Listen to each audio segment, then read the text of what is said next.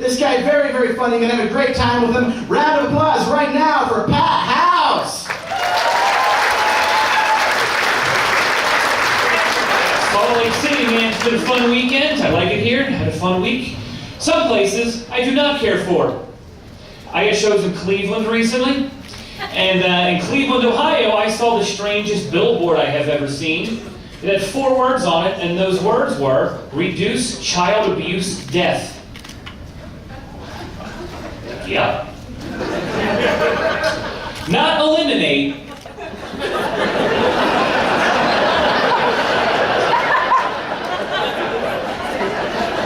Reduce. I don't know how they roll in Cleveland, but apparently they don't want to get rid of it completely. They just want to bring the numbers down a little bit. I flew in from Philadelphia on Wednesday and had an interesting flight. I had the window seat. Guy next to me had the middle seat. Nobody sat in the aisle seats. Middle seat dude did not move over. You feel that, right?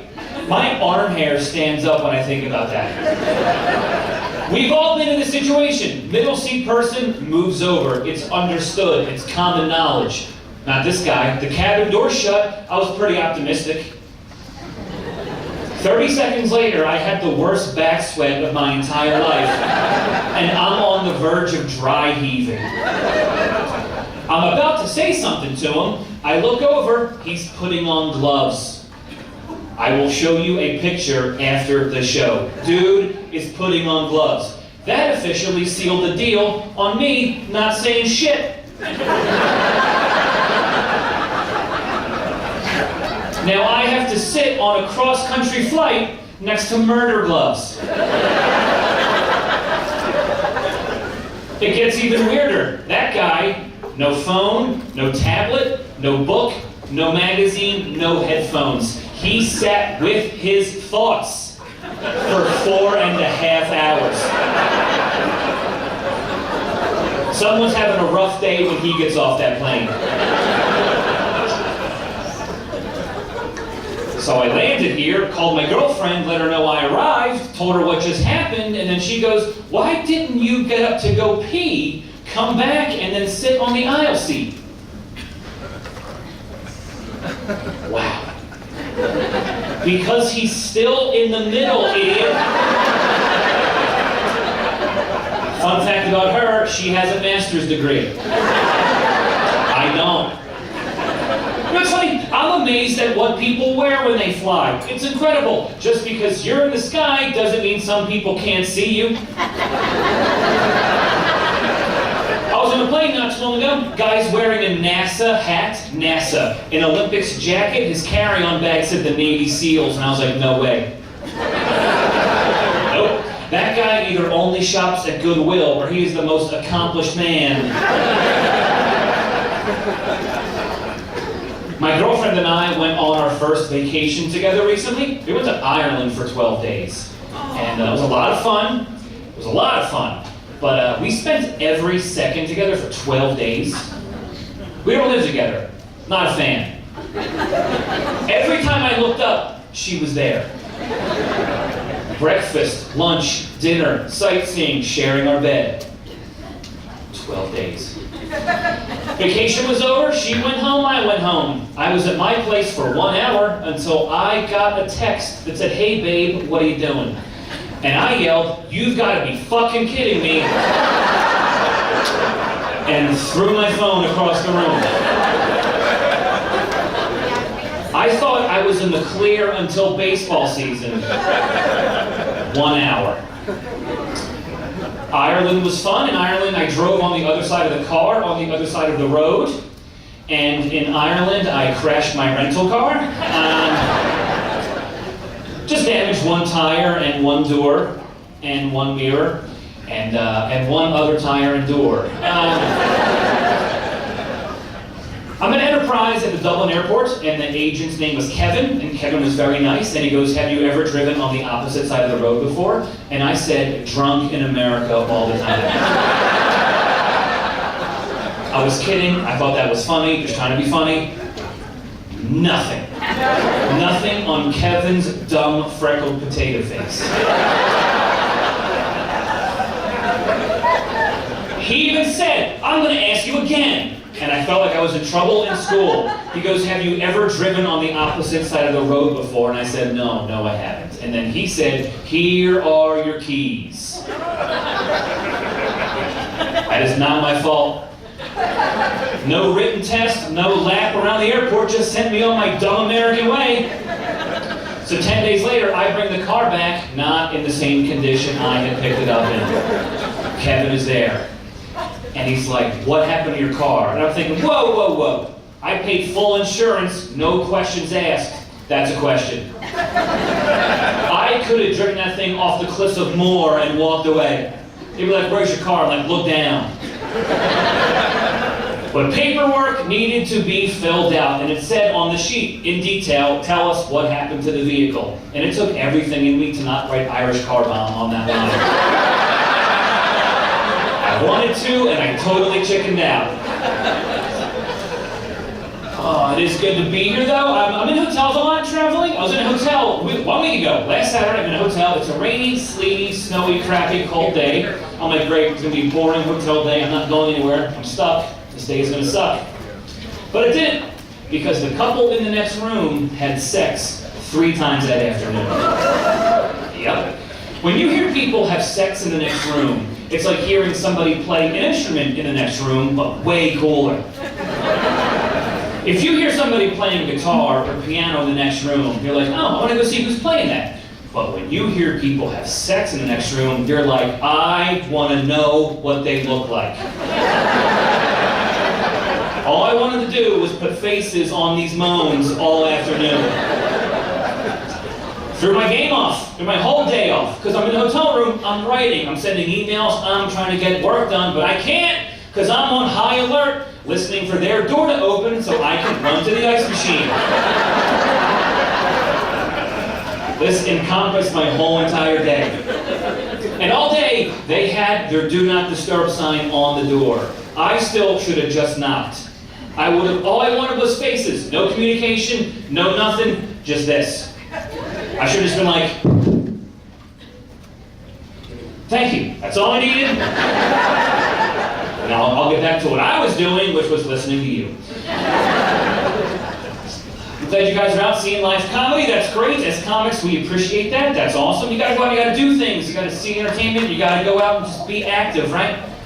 We all get lost on our phones and tablets, Netflix. I do. I'm guilty. I did something recently I haven't done in a very long time, and I see it totally different now. I went bowling 2 weeks ago with a bunch of friends. I loved bowling 20 years ago, and I had fun when I went, but I see it totally differently now. I'm not a germaphobe by any means, but there is nothing more disgusting on the planet than a bowling alley. There have got to be less germs in orgies than there are in a bowling alley. First of all, you're wearing rented shoes, walking around, sticking your fingers in shit. There is nothing more gross on this planet than trying to find the right bowling ball.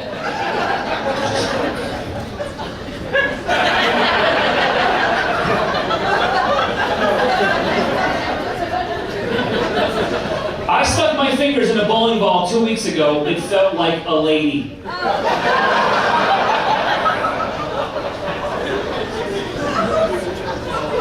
I don't want to speak ill of anybody and their profession, but nobody attractive works in a bowling alley. They're hideous people. They are indoor carnies. The same person who sprays your shoes is the same person who's making the chili fries, who'll also go get your gutter ball. Place, I know. And you're eating those cheese fries, licking your fingers, bowling, having more cheese fries, touching the keypad. Fucking disgusting. I'm ruining bowling for everybody in this room tonight. But I did take something home with me that day. On the screen where the scores are, they had bowling facts. Facts about the history of bowling. And let me tell you, riveting. One thing said the automatic ball return was invented in the US in 1946. Yep, 1 year after World War II ended.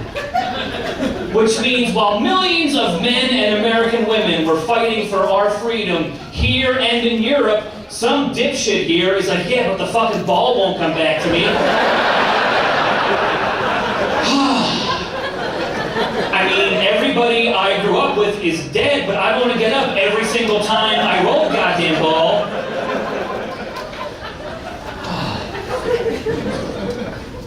I noticed recently, too, that I hang out with my parents more and more, trying to keep them active and stuff, and I noticed my parents are getting older, and it's a weird thing. My stepdad, start with him.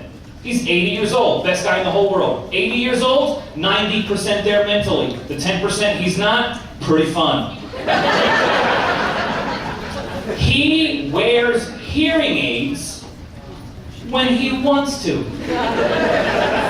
I noticed recently I was repeating myself a little more than normal. I look, he's not wearing them. I call him on it. I was like, no hearing aids today, huh? And he goes, nope, heard enough yesterday.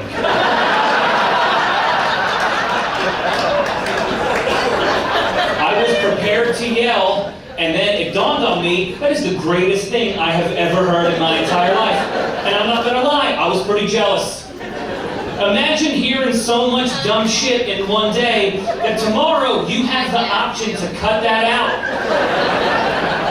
He can and he does. And I noticed too recently, when you like deal with somebody hearing impaired and you repeat yourself, you sound like a dick the second time around, no matter what, even if it's nice. I was like, I like your shirt, is that new? He's like, what? I was like, I like your shirt, is that new? And he goes, yeah, relax. Like I'm the problem here.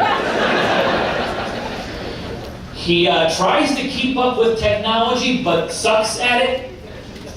He got an Apple Watch for Christmas. We're 6 weeks into the new year. He has called 911 4 times on his phone. It's amazing. It's like every 2 weeks we just hear, nope, nope, not an emergency, not an emergency, please don't come. Oh God, no, please don't come. As he yells, please don't come, to his own risk. He's the best though, but he's got some weird quirks. He, to this day, is still a compulsive shopper. He shops like a teenage girl, and he's an 80-year-old man. The best thing he ever bought, I was still in high school, he bought a riding lawnmower, which my parents' backyard did not warrant. But he bought it anyways. My mom lost it, and rightly so. She's like, Jesus Christ, where are we going to keep this? We don't need this. There's no way in hell we need this. But look at me, in my eyes, and tell me right now where we're going to keep this. My stepdad left, got back into his truck, and came back 2 hours later with a shed. That is the best silent fuck you I have ever seen in my entire life.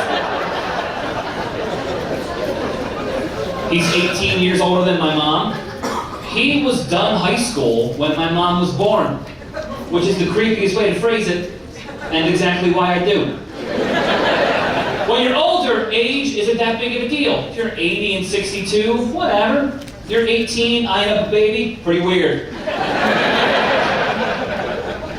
I will say this about my mom. My mom is not a bitch, but she teeters. That is a slippery slope. When I was a kid, I played baseball, and I sucked. I sucked at sports. I sucked then. I probably suck now. I don't know how to play. But I kept playing baseball year after year because I thought my mother wanted me to. I'm 12 years old. I had enough. I'm done. I told my mom, very matter-of-factly, I'm not playing baseball this year. My mom looked right at me and said, good idea. That happened 22 years ago. I think about it every single day. She's saying some weird old people things too, which I don't understand. My mom, lately, she's been saying, if anything ever happens to me, which I think needs clarification, if anything ever happens to me, 2 weeks ago in Philadelphia, we had snow. My mom slipped and fell in the driveway. I helped her up. I didn't get shit. That's worth at least a 20. Anything. It's an all-encompassing word. If anything ever happens to me, I have money here, here, and here. Well, you're on the ground. Tell me where it is. How bad do you want to go inside? They both suck with technology. They both use the words fax, text, and email interchangeably. Nothing makes sense. My mom will have her phone in her hand and say, I didn't get your fax yet. Huh. Let me go check the basement in 1994. Let me go, They're all good people, though. Guys, we came for your wait staff. Clap it up for them. They're awesome people. Tip them, take care of them. Well, I have had a lot of jobs, comedy being the most fun, but it's not what I want to do forever. People always ask, what do you want to do? World famous comic? Nope. Movie star? Not at all. My dream job, my end goal, stay-at-home bartender. I'll work holidays, I'll work overnights, I'll work weekends. Let's make this happen. But I spent so many years bartending and waiting tables, it's amazing. You run into the craziest situations when you work in a restaurant. It's bananas. One day I'm bartending, guy comes to the bar, he goes, what is your non-alcoholic beer? And I said, O'Doul's. And then he goes, fuck it, gin and tonic. And I had so many questions I could not ask. Does that dude do that everywhere? Because that is awesome. Or am I going to see him on the news later? One day I was in the middle of a shift and I had to pee really, really bad. I run to the men's room. I'm standing at the urinal. I won't get graphic, but I am midstream. I am peeing. A guy comes up to the urinal on my left, looks over and goes, I'll take a Miller Lite when you get back out there.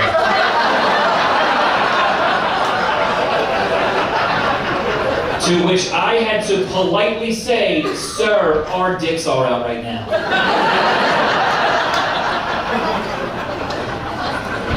He said, that's fine. I disagree immensely. Miller Lite it is, but I am not washing my hands. Watch this. I'm going bowling and getting you a Miller Lite. I'm good. But every now and then, a customer would make your day. No matter what you do, no matter where you work, when a customer makes your day, it's the best feeling in the entire world. You're in a better mood. Your spirits are lifted. It's a game changer. I'm waiting tables, and I have an old man, a frail old man sitting alone at a corner table. I go to take his order. I go, you ready, sir? What looks good? What can I get for you? He holds the menu up, and he goes, well, my eyes don't work like they used to, but I don't see any pussy on here.